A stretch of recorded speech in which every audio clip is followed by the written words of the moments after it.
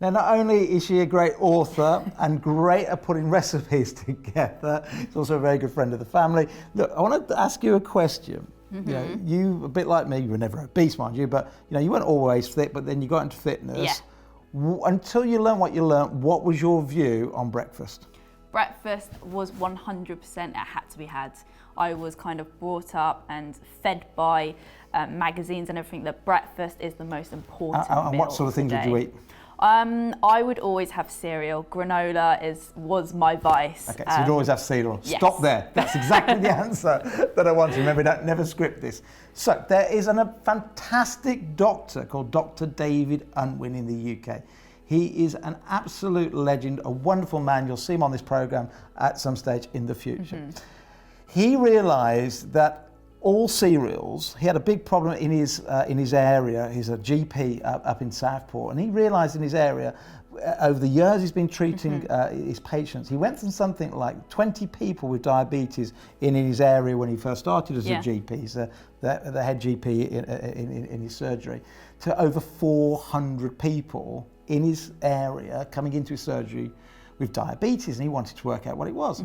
What he found and discovered, of course, is that all carbohydrates turn into sugar. And no matter how many times he was telling this to people, sometimes it fell on deaf ears, and other times people couldn't quite work it out.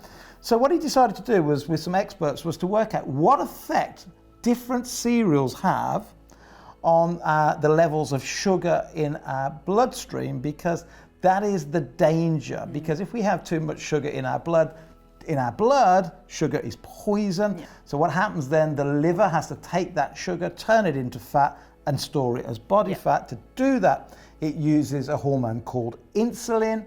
And when we start having too much insulin, we have the beginning, or the potential to the beginning, of what we call metabolic syndrome, which can then be broken down into heart disease, cancer, obesity, diabetes, Alzheimer's, you name it. Metabolic syndrome causes sort of this collective name for all of them, but all of them are triggered by too much insulin, which is only triggered by one thing only, which is too much sugar. But it's not just sugar that you like have sugar cubes, it's sugar hidden in things. So let me show you his slide, because this is going to frighten the pants off you to start off with, but don't worry, this whole hour is about an alternative solution to cereals. Have a little look at this.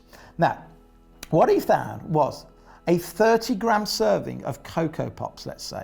A 30-gram serving, which, by the way, is what they put on the packet, but 30 grams is so small. My average in my family, my children had, prior to us beginning Primal, was 90 grams, so 3 times that as an average serving. A 30-gram serving turns into 7 tablespoonsful of sugar in the bloodstream. That's the same as a can of Cocoa Pops. Here's the frightening one. In fact, let's just come back to the studio for 1 second.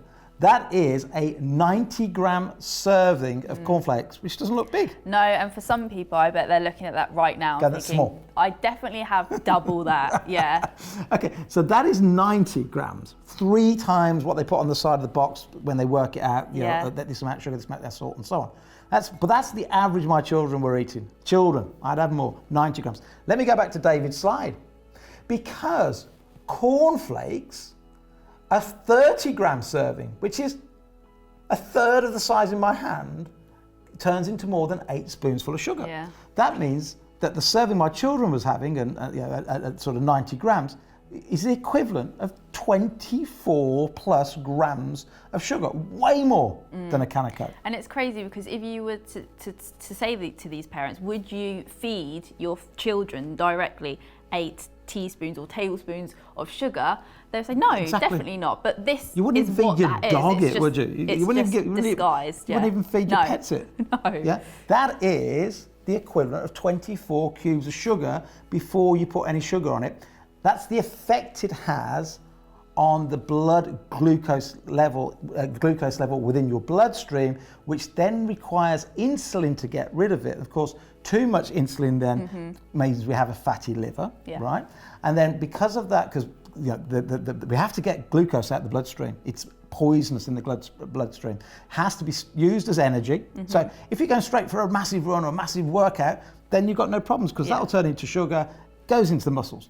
But if the muscles don't want it or don't need it, it goes into the liver turns it into body fat, it stores in our love handles, makes us fatter and fatter and fatter, and eventually, and I only just found out this from Dr. David Unwin, eventually it can damage the pancreas, the very thing that creates insulin, can even damage the pancreas as well. So it's a no-no. So the point is, we've got to get rid of the nasty breakfast cereals because they are full of sugar. Right, so we're going to show you in a moment how to colour in breakfast. But before we do, I said to Hannah, we're going to have a little competition, which we're going to show you in a minute, about who can make the fastest and best smoothies. And hopefully you're going to enjoy it, because in less than 30, 40 minutes, you're going to see about 14 different things that you can make for breakfast, avoiding all that sugar. Yeah. But before we do, I said to Hannah, we'll use homemade almond milk. She said, how do you make homemade almond milk? Yes, and I was like, yes. Funnily enough, I've never made almond milk. I always will go to the store. She's an author of a cookbook and she's never done it before. So, let me show you how you do it. It's dead easy.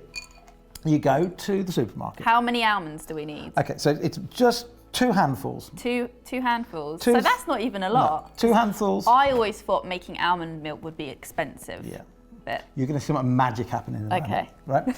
So 2 handfuls is all you need. Okay.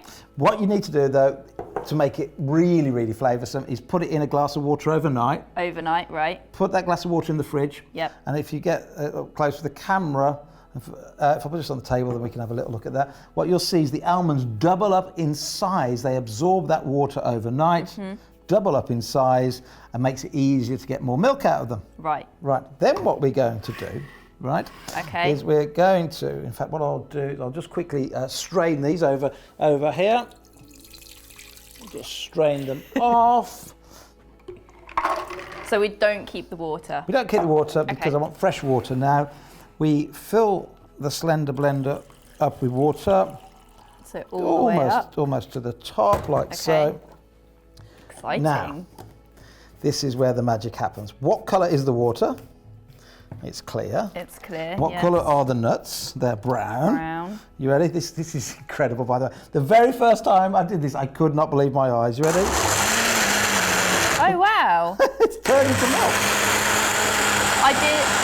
I always wondered how it kind of got that milky. Isn't that amazing? Creamy consistency. Now we can leave it there. I'll give it one more. Get as much milk out as we can. Then all you have to do, it is as simple as this. And the thing is, if you know somewhere where you can buy nuts a lot cheaper than, say, £5, because some supermarkets can be quite expensive for nuts, but if you kind of go to Aldi or Lidl, you can really buy some cheap nuts. And can I give you another trick? Mm-hmm. So if you remember this when we wrote the book, if you go to the baking aisle for your nuts, they are cheaper. Can you remember why? Because they haven't been processed? No, because there's no VAT. Oh. If you buy a pack of nuts, they have to put 20% on to give the tax man because they're a finished product. But if you go in the baking aisle, because it's a component, there's no VAT. So the nuts are always cheaper in the baking aisle, and they're not processed.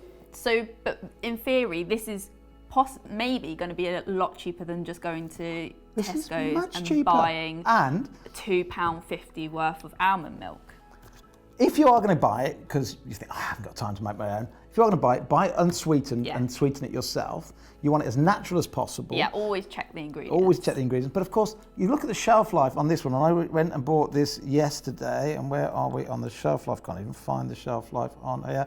But there we go. Look, to the end of July. Yeah. So 2 months. So this nothing lasts 2 months. So there must be something in there that's not good for us, extending shelf life. With this, you know exactly what's going on. This is just water and almond milk and almonds. So you can use a tea towel to just get all the rest of the nuts out. So what's this though? So I've just bought a cheesecloth. Okay, again, so just went online. Buy that on bought Amazon a cheesecloth or anywhere. Yeah. Just to squeeze out as much milk as you possibly can. Do you know what I'm doing tonight, Steve? You can make your own almond milk.